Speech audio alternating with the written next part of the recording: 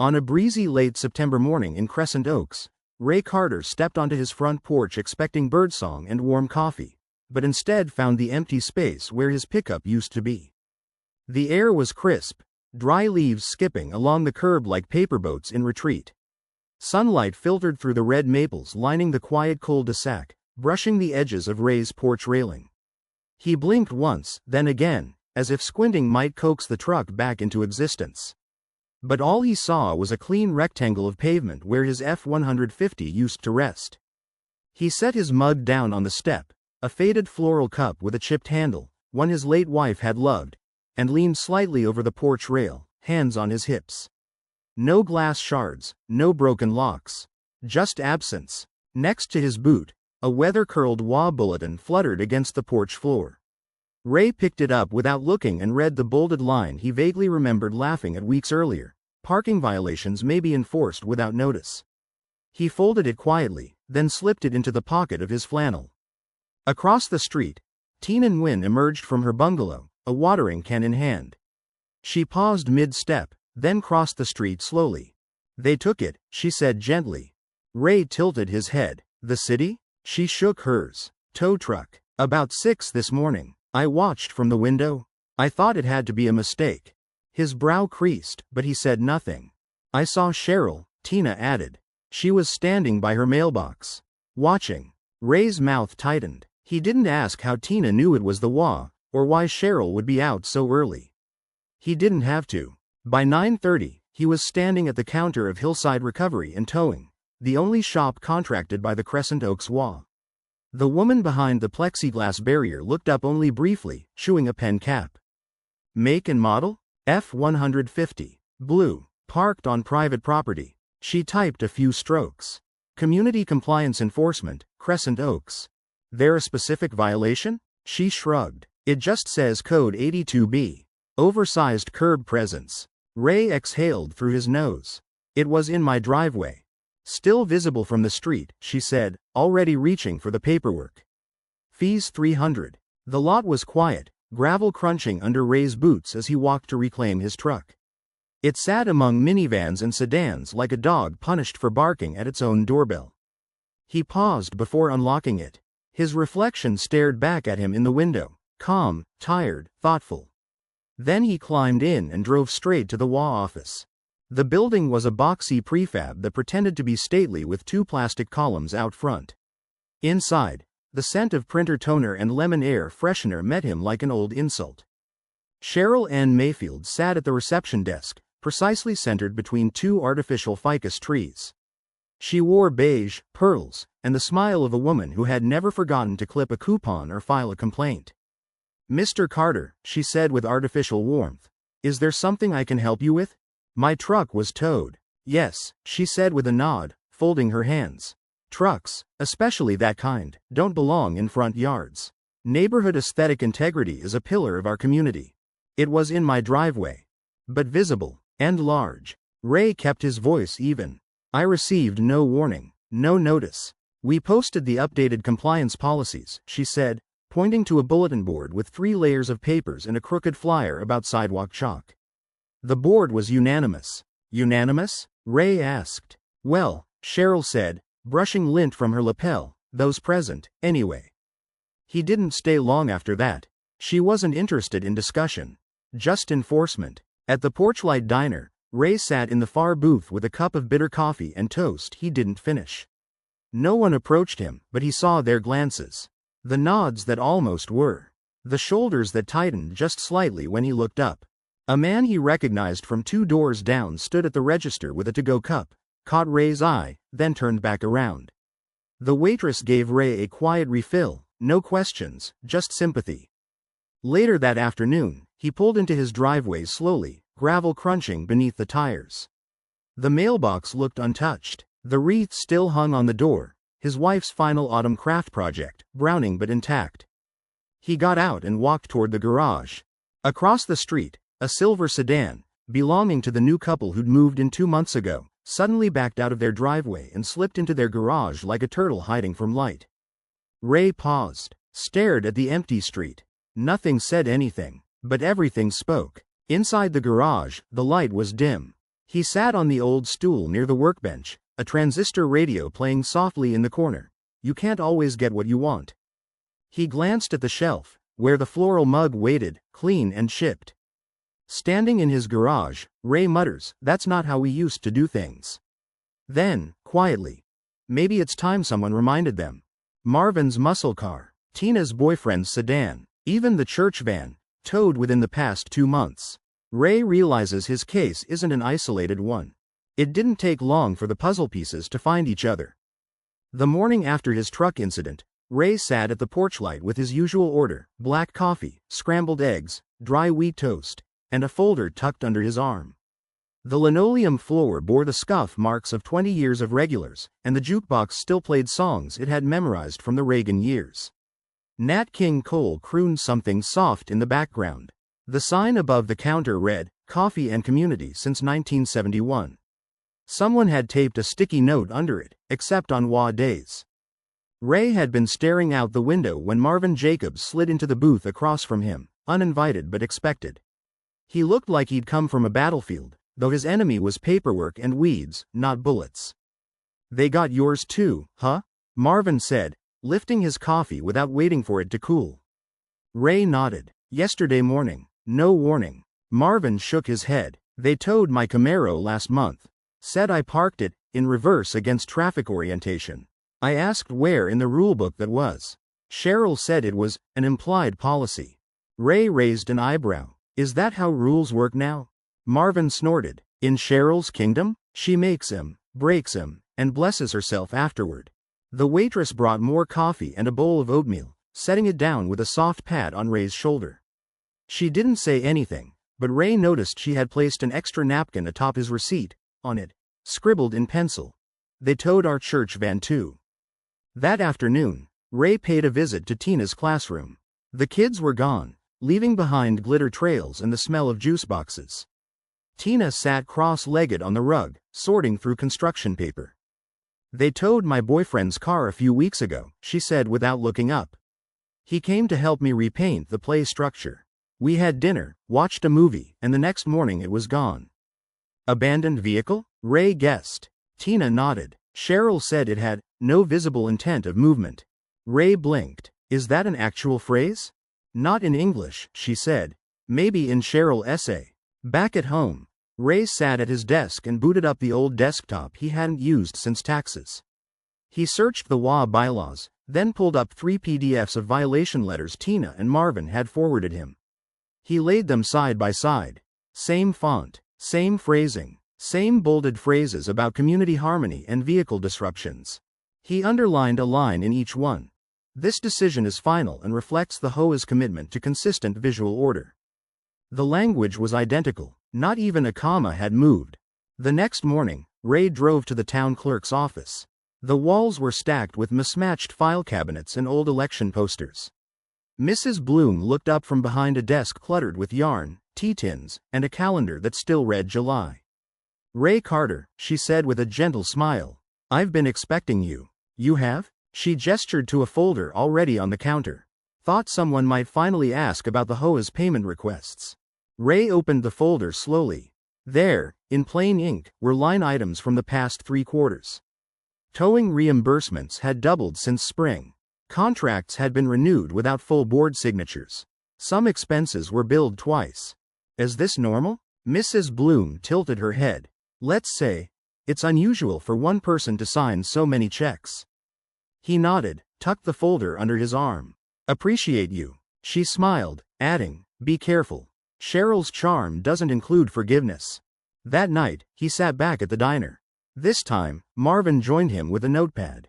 Tina slid into the booth with 3 printed photos, cars being towed at dawn. One even showed Cheryl in a bathrobe, standing on her porch with a thermos and clipboard. The 3 of them compared letters, citations, photos. They spoke softly, but there was an energy in their movements, like they were tuning an old engine that still had fire left in it. Ray clicked a pen and underlined the same line on all 3 letters again. No review, no variation. These weren't voted on. They're auto-issued. Marvin leaned back, arms crossed. "She's treating the HOA like her personal codebook." A silence fell, broken only by the soft hum of the jukebox behind them. The old sign above the counter caught Ray's eye again: "Compliance builds harmony." The irony was thicker than the diner's gravy. Later that night, Ray picked up his phone and called the towing company. A different voice answered this time, raspy, uncertain. "This is Hillside Recovery. This is Ray Carter. I've got a few questions about your contract with the Crescent Oaks HOA." There was a pause. Then the line crackled. "Can't talk right now," the voice said. "But my boss is thinking about selling. Thought you might want to know." "You ever consider buying a tow yard?" Gary asks Ray over black coffee. "Because mine's about to go belly up." The diner was half empty that morning. Rain whispered against the windows, and the booth upholstery creaked as Gary leaned forward, elbows on the table, eyes sunken from too many unpaid invoices and too few hours of sleep. A sugar packet lay crumpled between his fingers, like a message he wasn't sure how to send. Ray didn't answer at first. He stirred his coffee slowly, watching the ripples settle in his cup. He thought about the plaque in his garage, his father's words etched in brass, dusty and quiet for decades now. "If you want something done right, own the tools yourself." Gary sighed. "I'm tired, Ray. HOA calls me up like I'm their personal hitman. Cheryl snaps her fingers, and I've got to hook up a neighbor's car by dawn. I didn't start this business to be someone's enforcer." Ray finally met his eyes. "Why me?" "Because you're the only one who ever asked why." Later that day, Ray visited the tow lot. It sat on the edge of town, tucked between an old muffler shop and a shuttered mini-mart. The chain-link fence leaned like it had given up resisting time. The office was no bigger than a toolshed, with invoices taped to the wall and a coffee pot that looked like it hadn't been cleaned since the Clinton administration. Gary handed over the books without a fuss. "I won't pretend it's pretty. HOA jobs make up about 70% of our pull-ins. But the paperwork? That's clean. I never forged anything. I just stopped asking questions." Ray flipped through the folders. The numbers didn't lie. Cheryl's influence had turned Gary's company into a revenue stream, one leveraged with threats and silence. But under the mess was potential. A functional business. A few good employees. All it needed was new direction. That night, Ray sat in his garage, the old space warmer than usual. He'd swept the floor, wiped down the shelves, and lit the small work lamp his wife used to read beside when she waited for him to come inside. The plaque was still there. He ran a finger over the worn edge. The next morning, Ray met with the loan officer at Coastal Mutual Credit Union. The office smelled of paper and peppermint. The clerk, a woman with soft curls and bifocals, remembered him from when he opened a savings account with his wife 30 years ago. "With your pension, savings, and credit, this should be manageable," she said gently. "Are you sure this is what you want?" "I'm not sure of much lately," Ray replied. "But I'm sure this shouldn't be allowed to keep happening." The paperwork was signed by lunch. By Friday, Hillside Recovery and Towing had a new owner. Gary handed over the keys with a tired smile and a two-word blessing: "Fix it." Ray's first act as owner was swift. 2 employees were let go. The ones who never asked for signatures, never questioned strange orders, never logged mileage. He posted a notice on the company door and sent formal letters to all contracted parties. One went straight to Cheryl. Effective immediately, Crescent Oaks HOA's private towing privileges are revoked. All requests must be filed through public channels. No exceptions. Then, with a hammer and 2 nails, he mounted a fresh white banner outside the lot. Under new management, no HOA contracts. Word spread quickly. That Monday evening, Cheryl presided over the HOA board meeting with her usual air of poise.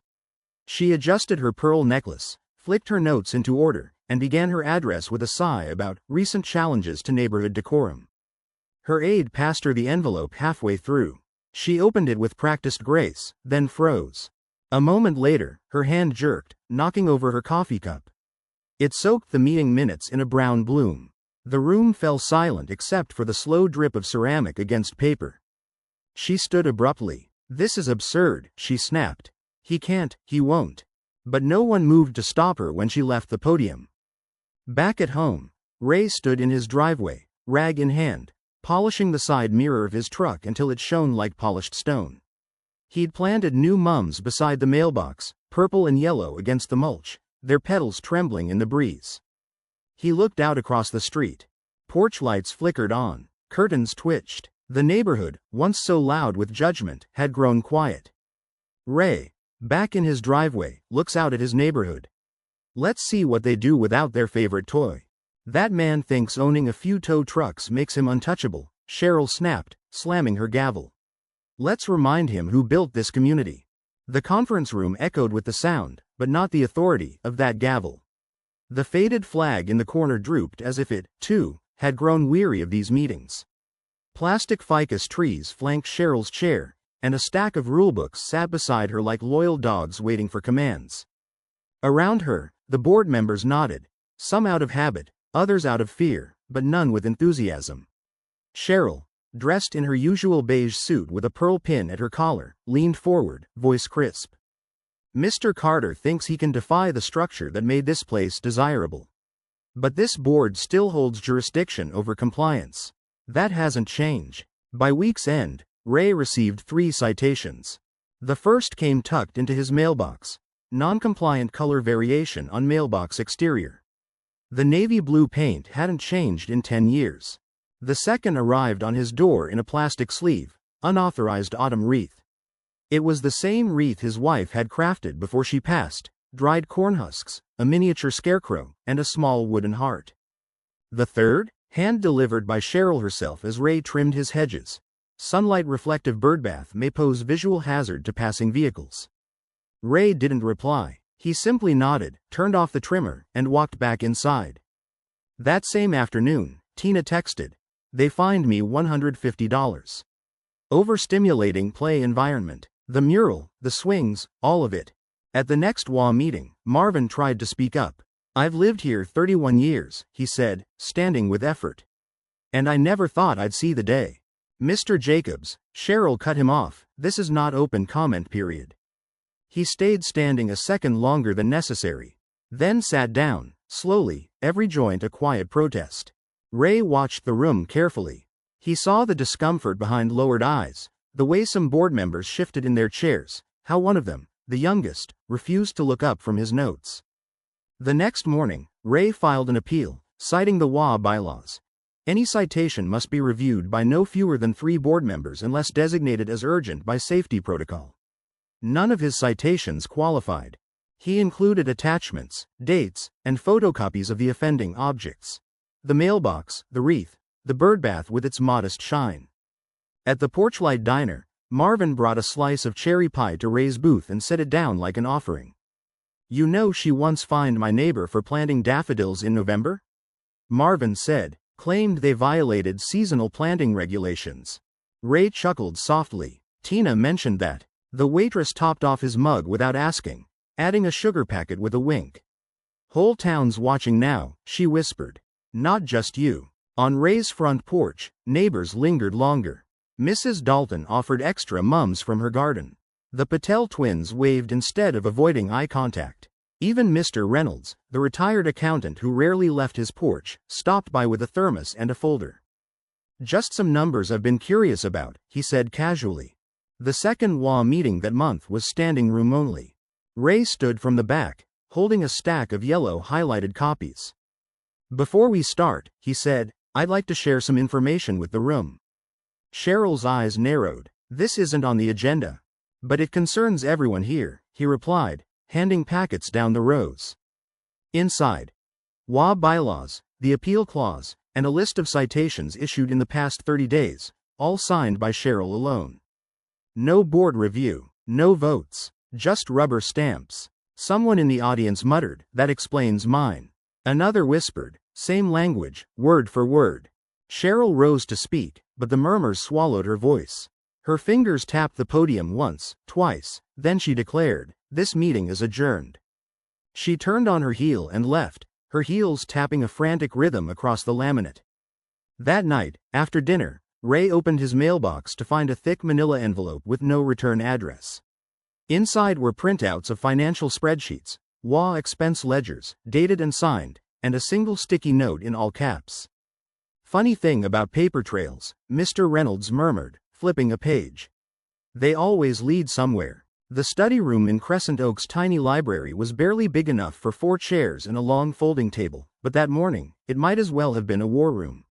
Sunlight filtered through Venetian blinds, casting pale stripes across a wall lined with old paperbacks and forgotten town brochures. Ray poured another round of coffee into mismatched mugs while Reynolds methodically turned page after page, his pencil dancing in sharp, confident notations. Ray remembered when Cheryl once boasted during a meeting that their HOA records were tight as a banker's vault. That vault, it turned out, had hinges of damp cardboard and locks made of pride. Line 47 was the key. Beautification. Discretionary projects, Reynolds read aloud. Amount: $42,368.52. Vendor: Green Symmetry Landscapes. Billing address. He paused, tapping the page. Matches Cheryl's home. Ray leaned over. How many of these entries are like that? Reynolds flipped back 5 pages. Enough to call it a pattern. Turf installation. Fountain repair. Decorative pergola. None of it appears in the common areas. Meanwhile, Tina and Marvin were sifting through old meeting minutes retrieved from the HOA's rented storage unit. The place smelled of dust and toner, and the fluorescent light above flickered like it had a nervous twitch. Here's one, Tina said, holding up a folder. April meeting. No record of a vote, but here's a signed invoice for a $9,800, community gazebo enhancement. Marvin took one glance and raised a brow. There's no gazebo. Ray's kitchen became their headquarters. Coffee percolated nonstop. HOA maps and bylaws were pinned to corkboard panels alongside color-coded timelines. Index cards littered the counter. Violation trends. Cheryl's signature comparisons. Anonymous complaints. Verbal only. Mrs. Bloom at the town clerk's office offered access to HOA filings dating back 3 decades. Strange thing, she said as she handed over another folder. Only one president ever requested an annual bonus reimbursement for stress-related expenses. Ray smirked. Let me guess the name. Then came the grainy 3 a.m. footage. Marvin's motion-activated doorbell camera had captured Cheryl exiting the HOA office with 2 large plastic bins, one under each arm. She loaded them into her trunk, looked over her shoulder, and drove off without headlights. Ray printed stills from the footage and stapled them to the top of his summary report. By the end of the week, 77% of Crescent Oaks homeowners had received a folded packet of findings, slipped discreetly into their newspaper sleeves. Each included a digestible list of irregularities, a chart showing spikes in HOA spending, and a copy of the petition to freeze all discretionary HOA funds. Neighbors who had once averted their eyes now lingered longer near Ray's porch. Mrs. Dalton baked lemon bars. The Patel twins offered to mow his lawn. Even the retired dentist from Maple Circle gave Ray a nod so solemn it felt like an oath. Whispers reached the town council by Tuesday. By Thursday, Cheryl's front yard, with its custom stonework and perfectly trimmed shrub maze, stood oddly quiet. That evening, an emergency HOA meeting was called. Cheryl stood at the front of the room, paler than usual, flanked by only 2 board members. The others had sent regrets, or resignation letters. Ray stepped forward, unrolling a scroll of names. These, he said, are the signatures of 77% of homeowners. We request the immediate freeze of all HOA funds, an independent audit, and a vote to dissolve the current leadership. He handed the petition to Cheryl. Her fingers trembled as she took it. She didn't speak. The room was still. Then someone clapped. Then another. Soon, applause swelled, not jubilant, but steady. A sound of resolve. The next morning, Cheryl opened her mailbox to find a certified envelope bearing the state seal. She stared at the words. State review notice, ethics inquiry opened. I never thought I'd live to see someone paint a sunflower on the HOA wall, Marvin grinned. And I never thought I'd smile about it. The mural wasn't perfect. Sunflowers tilted at odd angles, a flamingo with 3 legs, and one tree painted entirely in glitter, but it was theirs.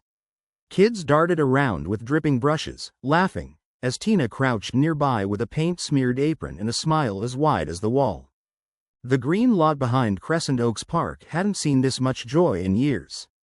Long tables were covered in patchwork quilts and baskets of apple fritters, pumpkin pie, and crockpots of spiced cider. Hay bales formed makeshift benches. String lights zigzagged overhead, flickering against the crisp November sky. The breeze smelled like cinnamon and fallen leaves. At the center of it all stood a stage made from plywood and good intentions, draped with a banner pulled from Ray's attic. Crescent Oaks Harvest Festival 1998. The edges were faded, but the words stood tall, defiantly joyful. Ray moved slowly through the crowd, his hands tucked into the pockets of his flannel jacket. He didn't give speeches. He didn't need to. People greeted him with cider, slices of pie, handshakes, and pats on the shoulder that lingered just long enough to mean something. Marvin held court at a folding table near the gazebo, refereeing a chess tournament with a cigar unlit but perched in the corner of his mouth. Kids cheered and groaned as pieces moved. Elders sat in a circle nearby, swapping stories of service, of long winters, and of the days before the rules swallowed everything. Across the park, a dunk tank was surrounded by squealing laughter. A mannequin in a beige suit and pearl necklace balanced over the water, labeled in block letters, "The HOA Enforcer." For $5, anyone could take a shot. The funds raised were already being counted for new playground mulch and school supplies. Tina's mother served pumpkin pie beside a table of cider thermoses. Her recipe, once banned for odorous disruption, was now the festival's centerpiece. Then Cheryl arrived. She stood at the edge of the grass, holding a manila envelope and radiating control she no longer possessed. Her heels stuck slightly in the soft earth as she crossed toward the main booth, where Ray stood chatting with Mrs. Dalton about quilt patterns. "This is an unauthorized gathering on HOA grounds," Cheryl said, lifting the envelope. "You are in violation of..." A man in a town council windbreaker stepped forward, clipboard under his arm, tone calm but clear. "Ma'am, this space is public parkland. Approved for community use per the council vote last Thursday." Cheryl opened her mouth, closed it, looked around. The mural behind her now featured a cheerful pink flamingo holding a "Welcome" banner in its beak. Someone nearby chuckled. Someone else applauded. Cheryl backed away slowly. Her heels clicked louder than the band warming up under the oak tree. She did not return. As twilight settled in, Ray stepped onto the stage. No mic, just presence. The crowd quieted naturally. "This place," he began, "was never broken. It was just buried. Under policies. Under fear. Today, we dug it out." He stepped aside as Tina unveiled a new wooden sign. Hand-carved, sanded smooth, hung with twine and hope. "Crescent Oaks, community first, HOA free." The crowd erupted in applause, not thunderous, but full of something deeper. Relief. Pride. As Ray stepped down, a little girl tugged on his sleeve. She held out a small glittery flamingo pin, its wings slightly uneven. "My mom said to give you this," she whispered. "She says it's for standing up."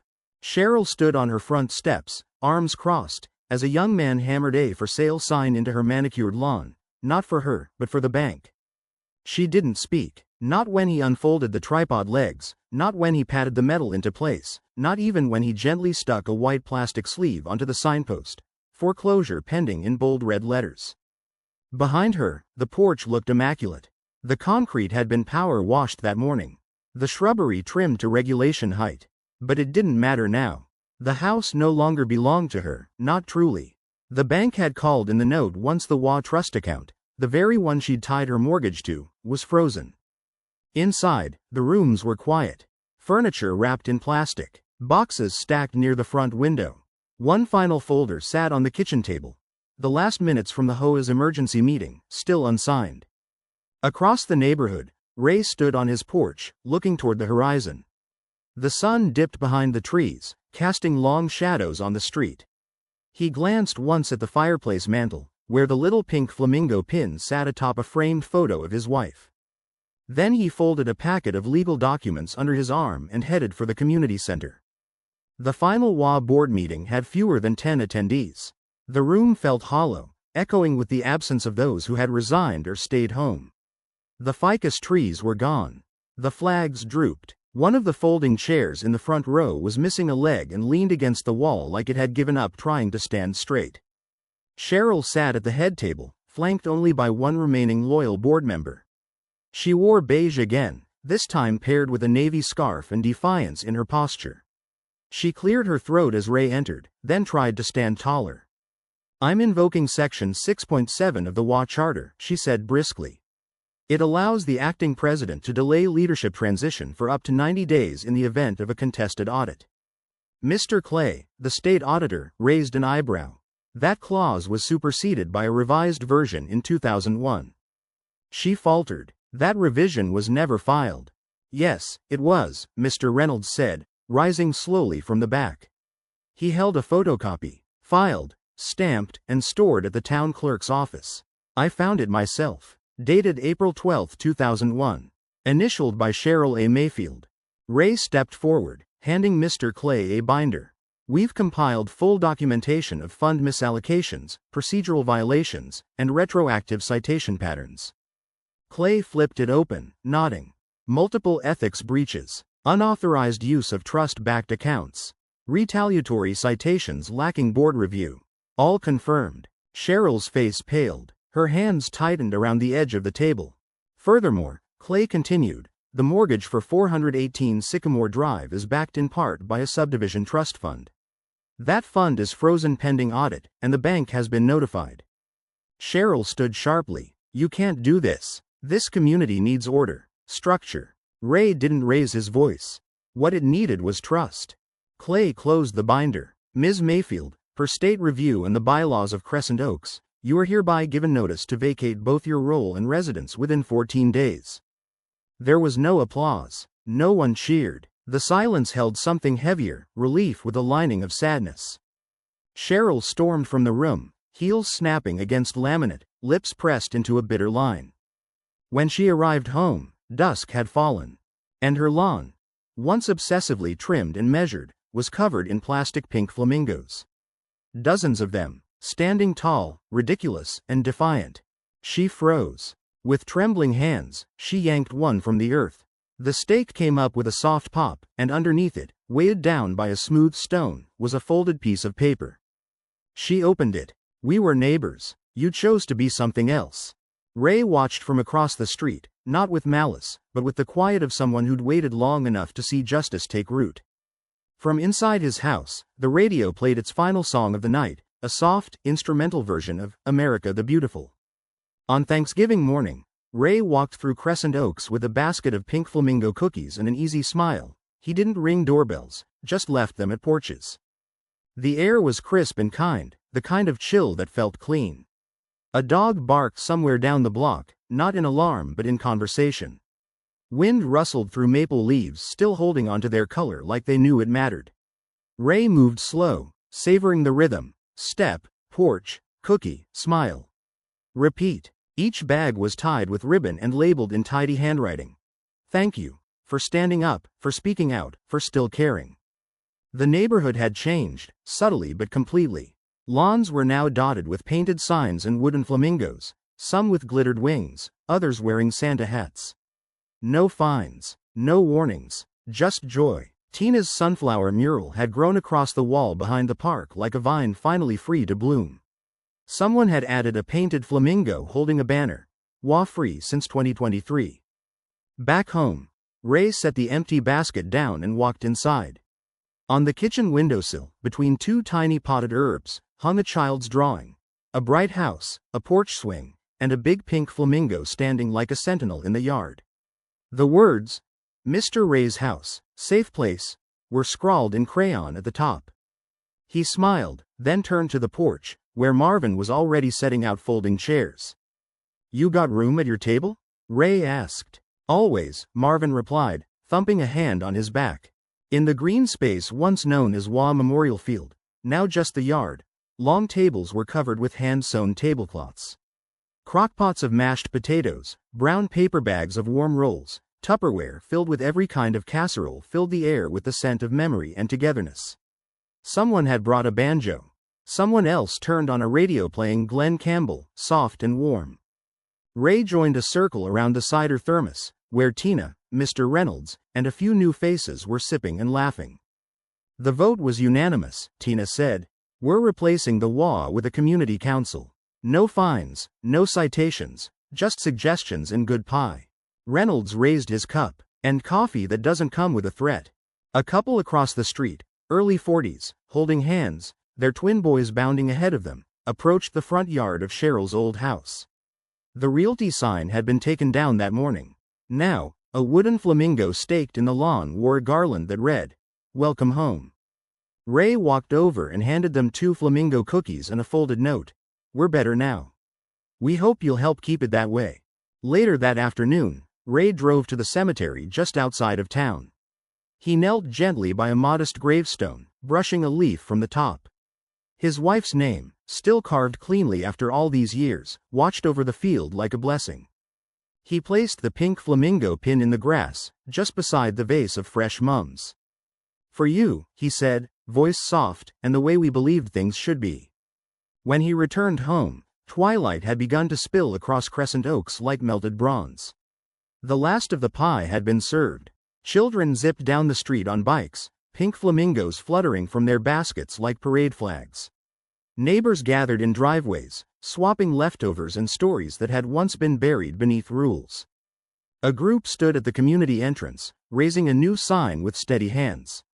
It was carved from oak, sanded smooth, and etched in gentle script. "Welcome to Crescent Oaks, a free community of neighbors. Est. 1991 reclaimed 2023. Ray stood on his porch, watching as the last bolts were tightened.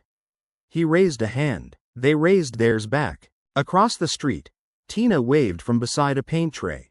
"Ray," she called, "we're starting the sunflower bench. You in?" He chuckled, stretched his back, and stood. "Only if I get to pick the yellow." On a quiet Thanksgiving morning in Crescent Oaks, the air carried more than the scent of cinnamon and cider. It carried peace hard-earned.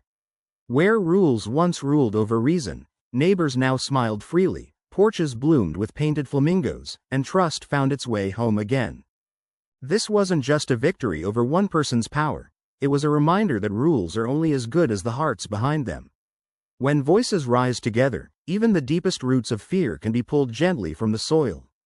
Perhaps we all carry a flamingo inside us, strange, bright, and unwilling to be silenced. And maybe, just maybe, one kind neighbor with a quiet stand can help an entire town remember how to breathe again.